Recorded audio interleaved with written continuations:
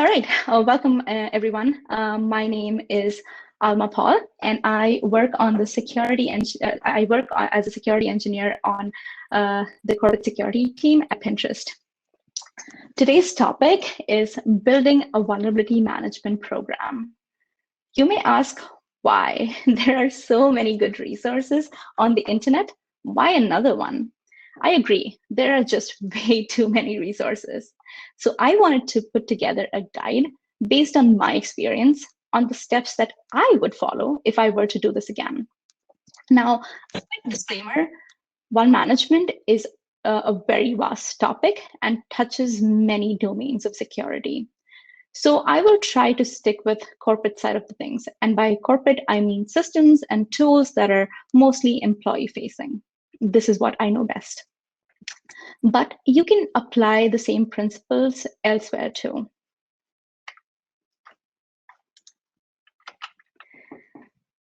So this is the rough structure that we will be following today. We'll try to answer the why, the what, and the how. By the end of the presentation, my hope is that you have a good understanding on what vuln management is, why you need it, and hopefully give you a checklist on how to implement such programs successfully in your environment. So let's get started. Right, why? Why should I care? Now, one of the first challenges you may face is justifying why you need a vuln management program. Be this to yourself, your team, or your partner teams. Vuln management may impact multiple teams outside of security, and you will need buy-ins from the business and partner teams on why they should invest time and resources into this.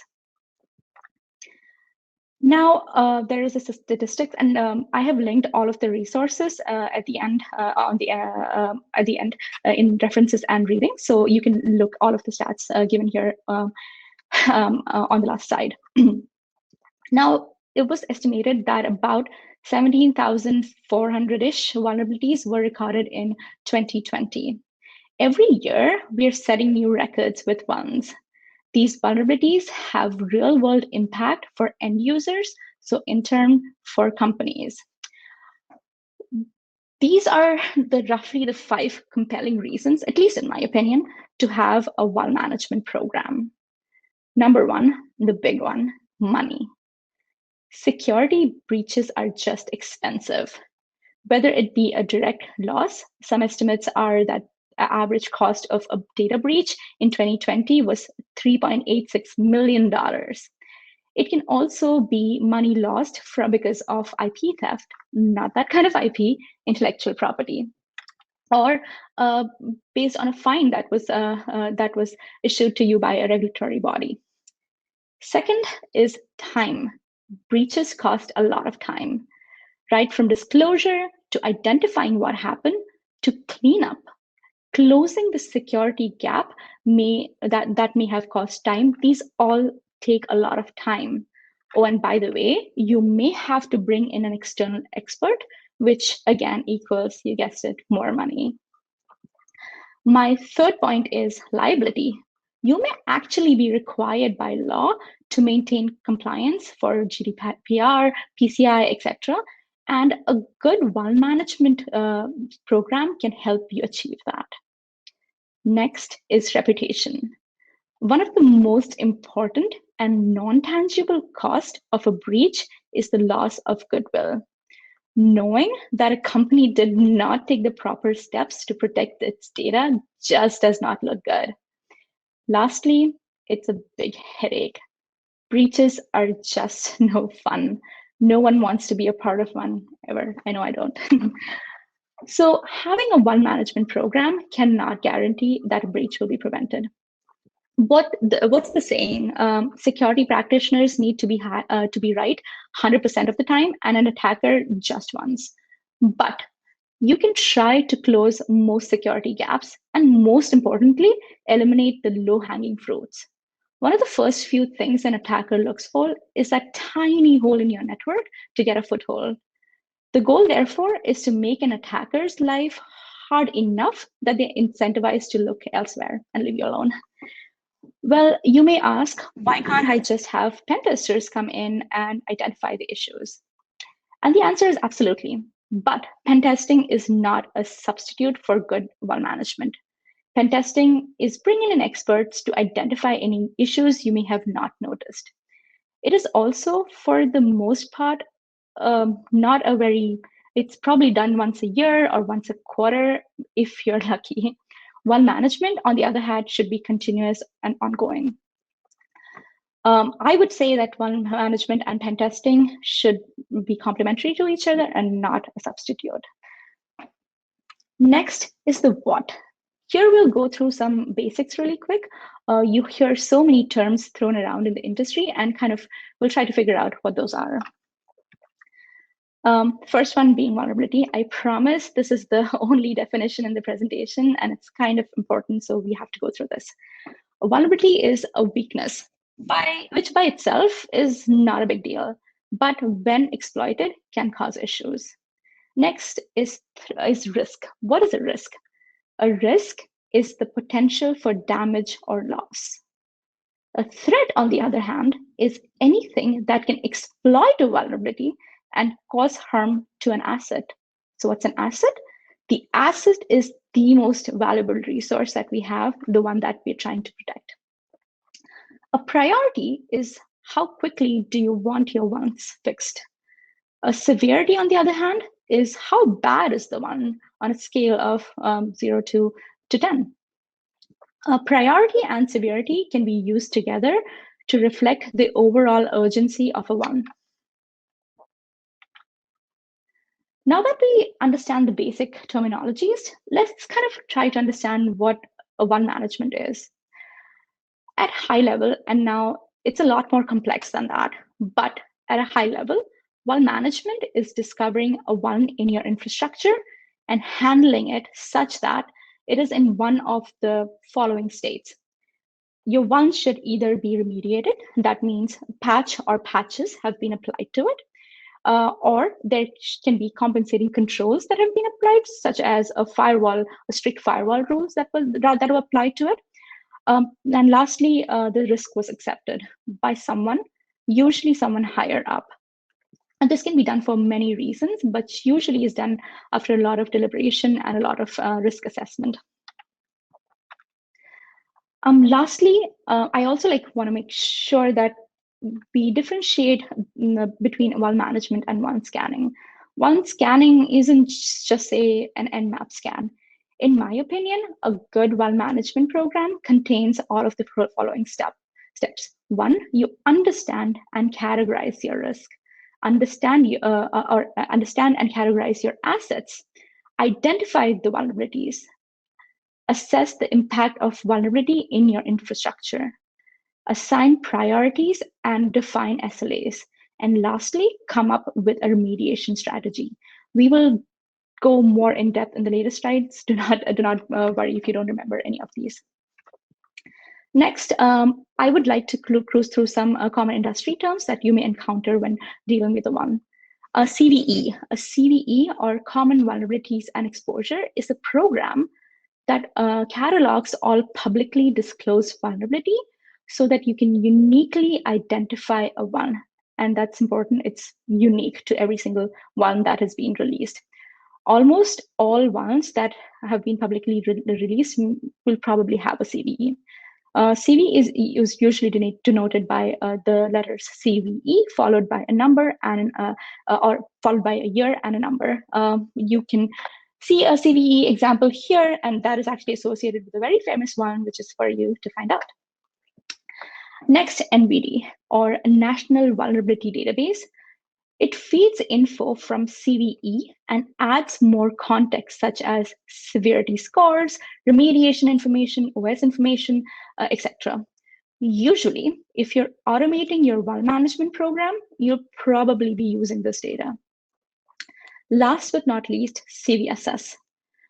Now, we don't have the time to cover CVSS in depth, but think of it as a way of rating how bad a vuln is.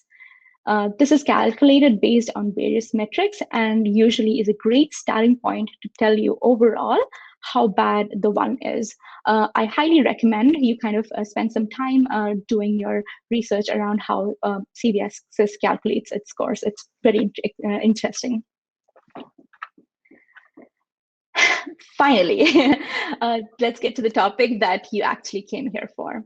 Now, you might say, I have read up a lot on vuln management, but how do I implement one in real life? Now, a quick note, at the end of the slide, I stumbled upon a framework by Gartner that follows a very similar life cycle to what I've defined here. And it's a great summarization of all of the steps. I've linked it in the reference, and I highly recommend you check it out. Before you begin, and I promise we'll get there, I highly recommend that you do some prep work that is ongoing to lay foundation for your actual vuln management program. Now, you can technically only get a list of all of your assets and buy a tool or decide on a tool to begin your vuln management program. You can build everything later on. That's essentially what most people do. However, I highly recommend that you have some idea about how you will tackle each of the listed modules so that you're set up for success from day one. So we'll be growing through identifying assets, customize severity rating, establish SOAs, tracking and metrics, and selecting a tool. First, identify assets. Understand and categorize your assets. We mentioned earlier that assets are the most important thing in your environment that you are trying to protect. So it's super important that you understand exactly what needs protection.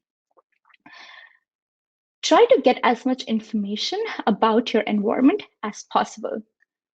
What systems do you have? Do you have Linux? What about IoTs? What percentage of your environment is what? Are you a Mac shop, or are you a Windows shop? Or are you a combination of everything? Do you know what services run in what subnet? How about what your internet footprint is like? Do you have an asset management system, or would you have to identify all the assets by yourselves? Lastly, and most importantly, what are your most critical assets? Identify them and classify them. These are some of the questions that you should be asking before you embark upon this mission. Understanding your asset and categorizing them is one of the most crucial steps. Next is customize your severity rating. We know that a severity rating defines how critical a vuln is. A lot of people will skip this step and just use the default CVSS score that their tool tells them to establish a severity rating, which is not bad. But I personally feel that this is a very important step, especially with the amount of vulns that are coming out each year. You want to make sure your signal is pretty high. Create a risk rating tailored to your org. Now, CVSS is a great starting point, but may not reflect your environment correctly. For example, there may be a remote code execution or an RCE on a system that is rated a 9.0 by CVSS, which is a pretty bad score, right? It may be a bad one for most infrastructure, but in your particular case, this was a system that is running in a totally segmented environment. It was a test system. Nobody's really putting real data on it. There's no way for anybody to pivot around the network either. So this lowers the risk rating. But for your tool, there's no way to know that. Likewise, similar kind of attacks may affect different companies differently. For example, if you work at an electrical service company that does most of its business from its brick and mortar store, their website being down may not be such a big deal for you. But if your business relies on a non-interrupted uptime for your website, this is a very bad situation. Creating custom severity rating means that you're required to have good knowledge of your infrastructure. Dedicate a good chunk of time to ensure you get this right. So, understanding your business and tailoring your risk rating to your need ensures that you're directing your time and efforts correctly. I would like to point out that since most vendor tools may not let you write this logic, you'll either have to write a system that automates this part or calculate risk manually before filing a one, which is a pain. Next is establishing and documenting an SLA. Every vulnerability needs to be triaged and fixed within a certain time frame. Many times, while security is responsible for identifying and rating and filing the vulnerability, they're not usually the ones fixing it. This task usually falls on a partner team. SLAs or service level agreements are commitment between you and your partner teams. Ideally, you should be publishing a doc that lists out very clearly what priorities correspond to what time. Example, a P0, which is something that has a very high severity rating, should be fixed in 24 hours. And this doc, while driven by the security team, should have buy-ins and sign off from partner teams. It's extremely important that everybody's on board and understands exactly why you came up with the custom ratings. Your doc should also contain info on what happens if a one is not able to be fixed within a defined SLA. It should also define what are some of the acceptable remediation methods. Lastly, your doc should also document what your risk acceptance policy is. Lastly, tracking metrics, actually not lastly, but tracking and metrics. This module lays out foundation on how you will be reporting the state of your one in your environment. Build or leverage existing systems to track our vulnerabilities. Make sure all vulnerabilities are tracked properly. This system can be something that you custom build specifically for this project, or is provided to you by the tool itself, or is a product that is used company-wide. Does not matter. All that matters is that you have tracked all of your ones correctly. The idea again is that everything gets triaged. Second, build metrics that is able to reflect the state of ones in your infrastructure. There are a lot of data and views that you can use to display your metrics. Decide how your metric will be set up such that it gives the users the most information, the most useful information. Not only does this provide an overview of all the hard work that you and other teams have done, but this step also helps you identify any hiccup in the process and correct them. Lastly, selecting a tool. Now, this is a very personal choice and will differ from company to company. There are so many options out there. You can build your own. You can use something that is open source, or you can buy one from a vendor. Before you select a tool, or even for POC, which is proof of concept, there are some questions that you need to ask. One, what are your scanning needs? Do you need more control over the entire process? Meaning, are there going to be a lot of customization that is required? Or would you prefer something that is a fuss-free installation? What is your and your team's comfort level with coding and automation? Do you have any compliance needs? Next, what is your budget? How big is the team? Support load may vary from tool to tool. And lastly, what kind of infrastructure are you scanning? Would you be scanning web applications, containers, laptops, IoTs, or do you just need a simple port scan? Based on these set of questions, you may find that one tool works better for you than another. Or maybe you decide that you need multiple tools to solve multiple problems, which, trust me, is not uncommon. I have a quick tip here that in addition to selecting a tool for scanning, leverage security-centric search engines like maybe a Shodan or Census to alert when a vulnerability is discovered on an external IP range owned by you. This is just an added insurance, just in case that you miss something that they saw. Bonus tip, POC vendors in parallel if possible. This lets you compare them 1:1. Last but not least, here is the vuln management lifecycle. See how it's a circle? Vuln management, unlike pen testing, isn't a once in a while deal. It has to be continuous to be effective. The first phase is discover. This step is used to identify a vulnerability in your network. Whichever tool you choose in the prep phase will help you discover vulnerabilities. Evaluate. This step deals with how you process the ones that you have discovered.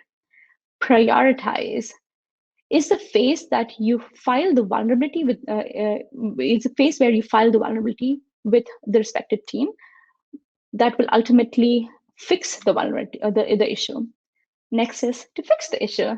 The teams that are responsible for fixing the vulnerabilities will evaluate the vuln and try to fix them. Lastly, report. This deals with sending metrics and report for visibility. And then we go back again to discover, rinse and repeat.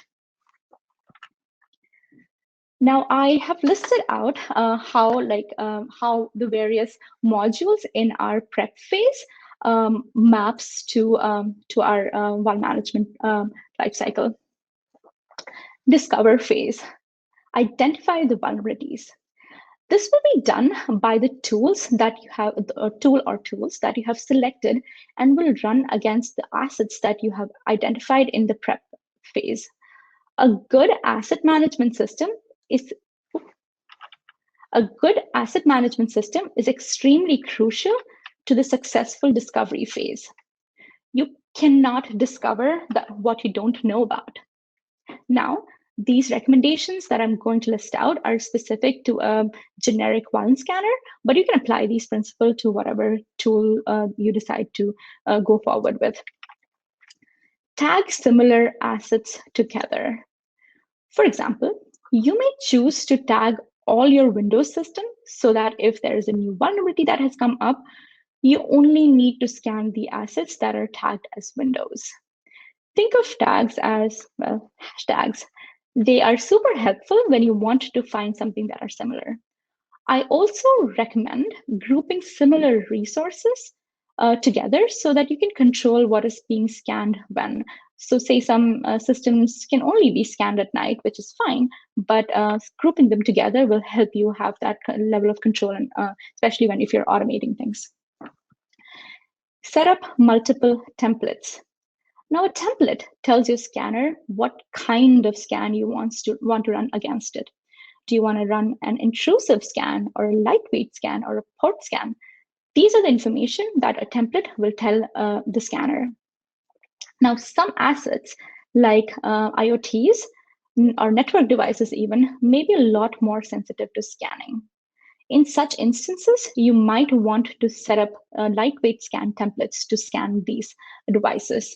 While on the other hand, normal devices can just use a normal template. Third is set up periodic recurring scans. Not only should you set this up, but you also need to communicate this with the partner teams so that if they see any issues on the system, they know exactly what to look for. Better yet, publish these timings internally. You will also have to decide on what type of scan you would like to run. There are multiple options available, such as a port scan or an authenticated scan or a regular scan. Determine what type of scan is appropriate for you. For example, authenticated scan are the most reliable, but requires you to give your scanner credentials to log into your most sensitive systems. Port scans, while they're fast and tell you about all the open ports and are great for system discovery, they won't tell you about vulns, at least not in depth. A regular scan is a good compromise between the two. You might just end up picking different types of scan for different machines. Lastly, set up alerting for your sensitive assets or for high-risk vulnerabilities. Alert fatigue is real, and you want to make sure that you don't miss out on a high-sev one. I have 2 tips for you. One, create a deny list of all the things that you may not want your scanners to scan. And second is tell your our DNR team about the list of your scanners. Scanners are extremely noisy and you don't want them to get pinged late night. Next is the evaluate phase. In this phase, we try to tune out the noise. See if there are ways for you to ignore noise created by false positives. As we spoke about in the previous slide, alert fatigue is very real. Find a way to ensure that the ones you're finding have a high level of confidence. One of the ways to do it is by a proof of concept. Now, you need proper permission for this, and you need to know what you're doing so that you don't break your own systems. If your environment is smaller and allows for it, POC a vulnerability to test if it is a false positive. Extremely important is also learn about these ones. Sometimes you may have to articulate to your partner teams why a one is bad. And moreover, they're just like fun to learn about. All of these above steps can improve the quality of the signal. Lastly, automate the alerts to alert you on something that is of interest, so something very bad that has been detected. Next step is to prioritize. Now, based on the SLAs that we have established and signed and has been signed off by our partner teams, file your vulnerabilities. Every vulnerability should have a priority. It's usually P0 to P4, P0 being the most urgent, and also a due date. Every one should be triaged in time and assigned to the right team. It is important to ensure that absolutely no one gets untriaged or is unassigned. Next, set up a process to identify vulnerabilities that have passed their SLAs and have not been fixed. If possible, try to automate this step. It takes a lot of time and will save you a lot of time. Next, fix the vulnerability. As I mentioned before, all vulnerabilities that have passed their SLA should be in one of these listed states. That is, it was either remediated, that is, it was patched, or there were compensating controls that were applied, or the risk was just accepted. If a one is out of SLA and hasn't been fixed, hasn't reached one of these three states, then reach out to the team and understand why. This will help you refine your process. Maybe you didn't set up the expectations right. Maybe they didn't prioritize properly. Whatever it is, this exercise will help you identify and refine your process. Now, an important tip here, compensating controls and risk acceptance should usually be reviewed and accepted by security. They're usually exceptions and not the ideal state to be in. Next is report. Leverage the tracking and metric system that was selected by you in the prep stage to generate reliable and useful reports. The best kind of reports reflect real-time data and can be self-served. In addition to self-serve feature, I highly recommend sending a monthly report to ensure visibility. Metrics should be communicated to every stakeholder, including to management.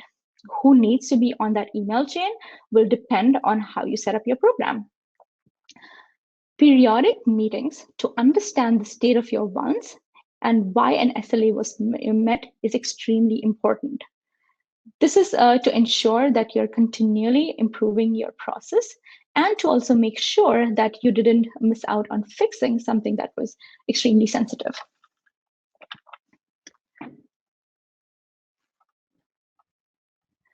Closing thoughts. Read up on risk management. It is a great set of skill to have. Understand how an attack or an attacker works. It makes managing vulnerabilities really fun. Be on top of latest vulnerabilities. There are many good resources to help you with that. I hear RSS feeds are great. Also, vendors will periodically send out any bad vulnerabilities that they have discovered in your system. So try to get information from multiple sources. This slide represents all of the references and reading materials that might help you. Finally, a big thank you to Day of Security for organizing this and to all of you for attending. Please stop by our booth today to learn about Pinterest's security team and the roles we are hiring for. Please let me know if you have any questions. Thank you.